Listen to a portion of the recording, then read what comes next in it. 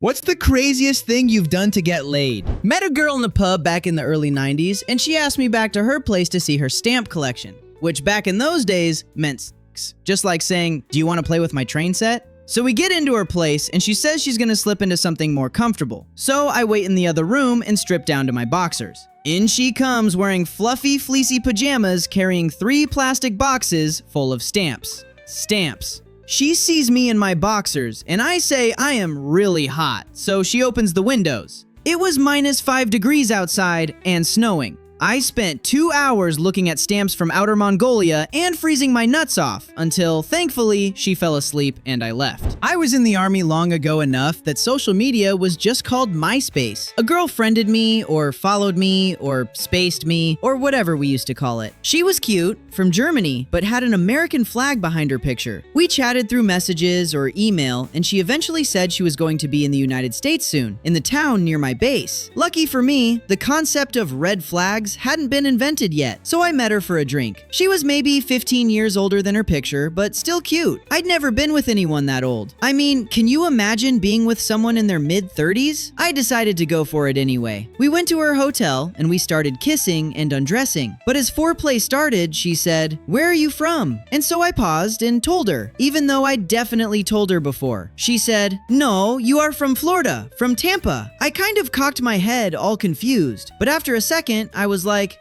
sure, I'm from Tampa," and continued. After a few moments and things escalating, she stopped and said, "What's your name?" And I paused as well and said, what do you think my name is?" There was a long moment of very intense eye contact, and then she said, Joe from Tampa, and you have a brother named Brian." It didn't seem right exactly, but I played along. She was really enthusiastic. She just wanted me to do this one odd thing. She'd ask me a question and then tell the answer, and I'd agree, and then we'd continue. Basically, she wanted me to pretend I was this other military guy with this whole backstory. No real details about who Joe was to her, or what she was trying to recreate in her mind. I didn't ask why, but I still found it kind of off-putting. But obviously not off-putting enough to stop. So that night, in a mid-range hotel outside an army base, old Joe from Tampa gave a German lady what for. We both seemed like we'd had some good, weird fun, although her fun was a little less tempered than mine by confusion. I didn't ask any follow-up questions because my head was still kind of trying to make sense of it all. She just climaxed while I chanted, "I'm Joe from Tampa!" in her ear over and over. 20 years later, I wish I had asked some follow-up questions. Sort of unrelated, but also very related. As I walked out of the hotel to go back to my car that night at well past 2 in the morning, I heard bagpipes. Like real, full-on dude playing bagpipes in an alley at 2 in the morning. Not someone playing music in their apartment with the window open style bagpipes. I walked into the alley because I didn't think my night could get weirder. It was a pretty goth girl standing next to a little crumpled up looking dude in a wheelchair, while a probably 400-pound dude leaned against a dumpster just wailing away on those pipes. I made eye contact, raised one hand, waved, then left. No follow-up questions. I think I realized there were no answers to be had from anyone that night that I would really understand. As soon as I got back to the barracks, I had like 2 hours to go until I had to be awake for physical training and go run a few miles. But I still took the time to delete her on MySpace. Maybe I shouldn't have, but I think I knew that I was not ready for another night like that anytime soon. Drove an hour and a half, picked her up, drove to an estate auction, put the antique cast iron wood stove she had bought in my pickup truck, and then brought it back to her place. Tinder is a wonderful place. I didn't install the stove, just the pipe. You damn right you did. In college, my girlfriend's best friend and her hot friend randomly showed up at my house, said they were bored and wanted to hang out. We started playing drinking games in my room and strip poker. I had a crush on this best friend forever. She was like insanely cute. I went downstairs, intentionally started a fight with my girlfriend, and broke up with her over the phone. All so I could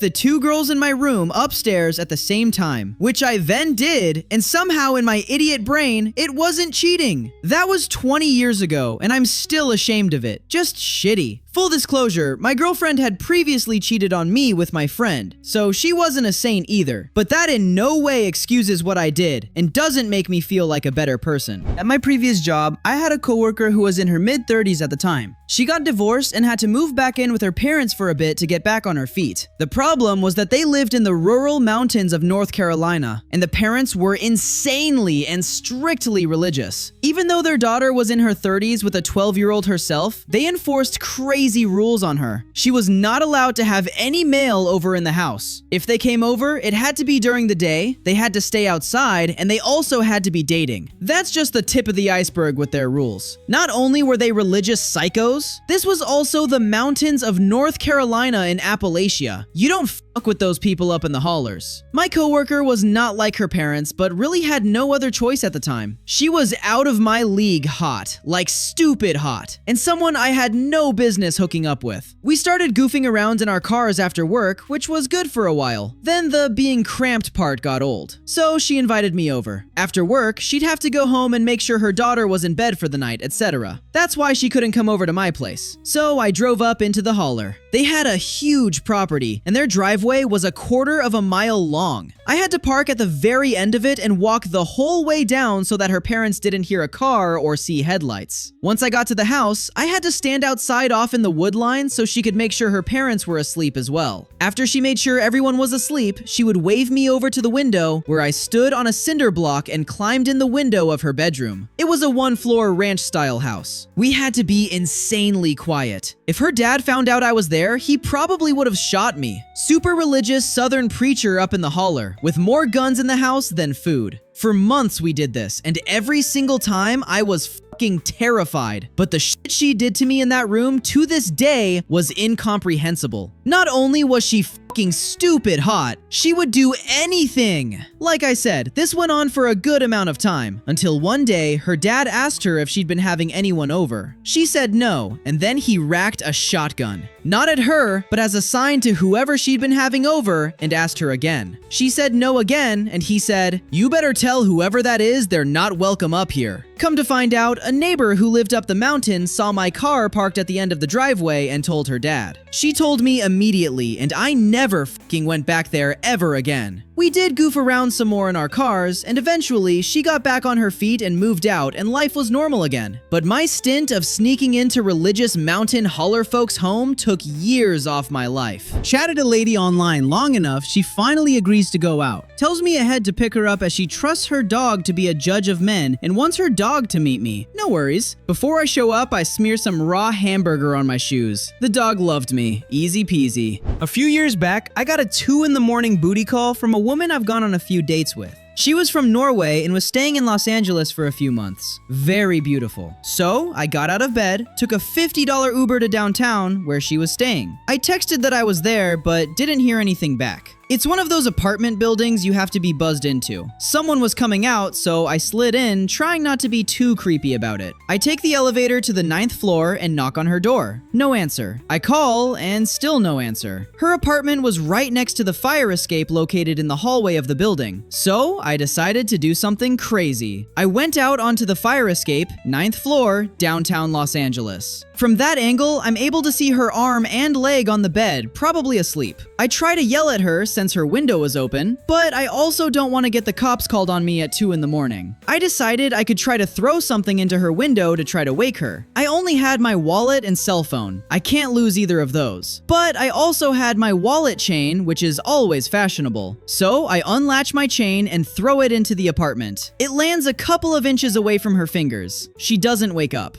Okay, so her window is only 3 to 4 feet away from the fire escape platform. I could jump, land with my feet on the bottom seal, and grab a hold of the window top frame. I can do this. I can do this. What the f*** am I thinking? I crawl off of the fire escape, back into the hallway, and knock on the door once more. No answer. Fine, I'm down one wallet chain, but I could have done something pretty stupid. Even if I had landed the whole thing, best case scenario and all, I'd hate myself every minute of every day for doing something like that. Luckily, my place of work was less than a mile away. I walked there, badged in, and slept on the back office futon. So it wasn't the craziest thing you've done to get laid, but it was the craziest thing I did to almost get laid. Drove out to a girl's apartment with an impending hurricane. I lived across the street from a river and remember thinking, man, that water is high. As I'm there at her place, my mom is texting me hurricane updates. Roads are being closed. People are being evacuated, my street included. I did not end up getting laid, and she refused to let me stay, even on the couch. I left and started to try and find a place to go. It was pouring rain, it was dark, it was windy. My parents lived about 20 minutes away, but bridges were being closed, and I wasn't sure I could get there. A nurse I work with was giving me updates on road closures as I went, and I ended up being the last car across the last bridge in the area before it was closed. The girl called me right after I made it across to tell me she felt bad and that I could come back. I just laughed. I made it to my parents' place and they had already taken in my grandmother and aunt. I had to sleep on a couch in the basement. They also were watching my brother's cat, who slept on my chest and face all night and was non-stop kneading its paws into me. I also had to work a 10-hour shift at the hospital the next day. After my shift, I drove home and watched people all along the street emptying their houses of flood-damaged furniture and belongings. When I pulled into my driveway, my lights were on and there was no damage at all anywhere. Luckily, my house was elevated enough from the river that it was fine. I wish I could say I never went back to see her again,